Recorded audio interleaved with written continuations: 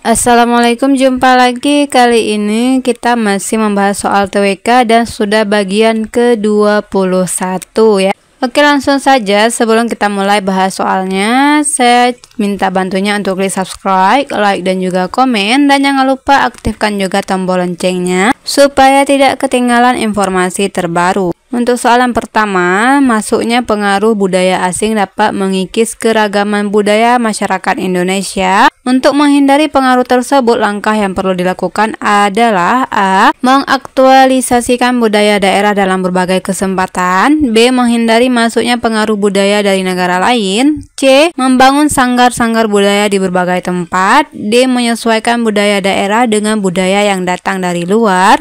E. Menetapkan budaya nasional untuk menggali budaya daerah. Oke, sebelum kita jawab, seperti biasa kita kasih waktu 10 detik untuk menjawab terlebih dahulu, siapa tahu jawaban yang ditebak benar. Oke, kita kasih waktu dari sekarang.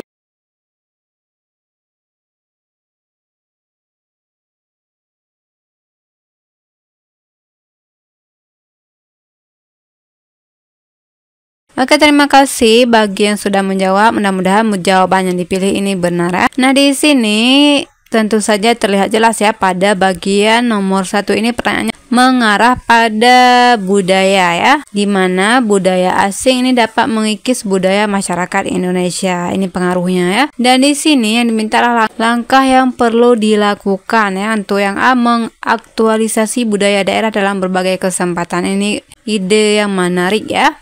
Kemudian yang B, menghindari masuknya pengaruh budaya dari negara lain. Ini sulit ya untuk kita jangkau dalam menghindari masuknya budaya luar ke negara kita ya. Karena pengaruh budaya luar ini tidak hanya dari pendatang ya, tetapi juga dari media sosial. Jadi ini sulit kita jangkau dan ini kurang efektif. Jadi kita palang. Kemudian yang C, membangun sanggar-sanggar budaya di berbagai tempat. Ini masih setengah dari langkah yang perlu kita lakukan untuk membuat tidak terkikisnya budaya masyarakat Indonesia ya. Jadi ini kita palang juga. Kemudian yang D, menyesuaikan budaya daerah dengan budaya yang datang dari luar. Ini jelas lagi ya, menyesuaikan. Artinya kita menghilangkan budaya sendiri atau mencampur aduk. Hal ini juga bisa membuat budaya kita ini lenyap ya.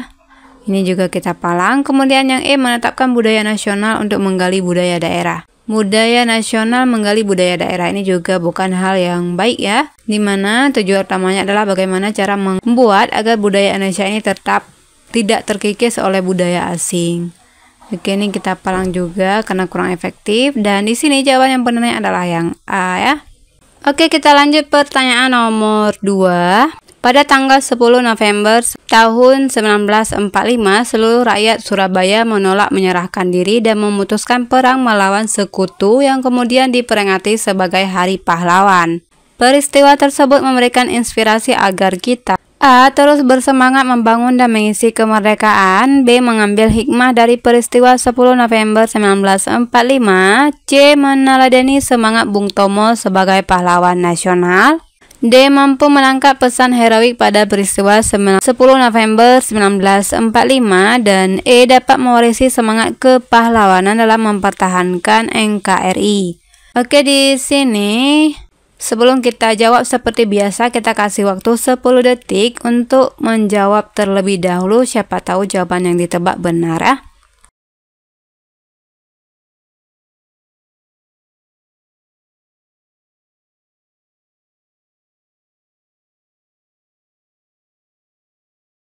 Oke, terima kasih yang sudah menjawab. Mudah-mudahan jawabannya benar ya. Nah, di sini menjelaskan tentang peristiwa 10 November tahun 1945 ya, yang mana menolak menyerahkan diri dan memutuskan untuk perang. Kemudian peristiwa tersebut diangkat sebagai Hari Pahlawan. Nah, di sini yang diminta adalah inspirasi dari peristiwa tersebut yang dapat diberikan kepada kita ya. Oke, jika kita bandingkan A sampai E, ini jawabannya sama persis ya.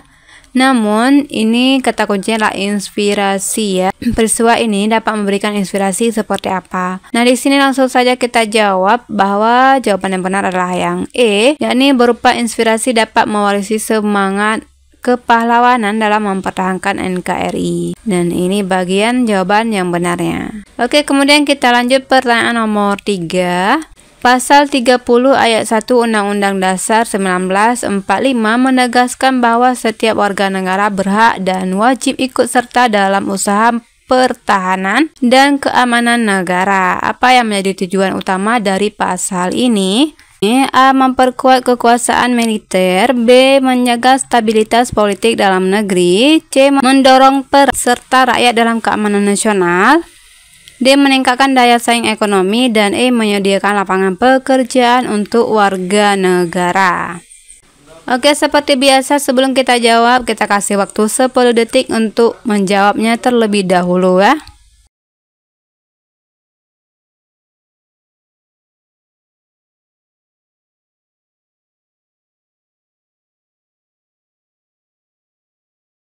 Oke, langsung saja kita jawab. Jawaban yang benar dari pertanyaan ini yaitu adalah yang C ya. Dan ini adalah sesuai dari tujuan utama dari pasal 1945 yang merupakan pasal 30 ayat 1. Oke, sampai di sini dulu pertanyaannya. Semoga bisa membantu teman-teman dalam mengikuti tes CPNS dan P3K yang mana akan dibuka pada tahun 2025 ini ya. Oke, sekian. Assalamualaikum warahmatullahi wabarakatuh.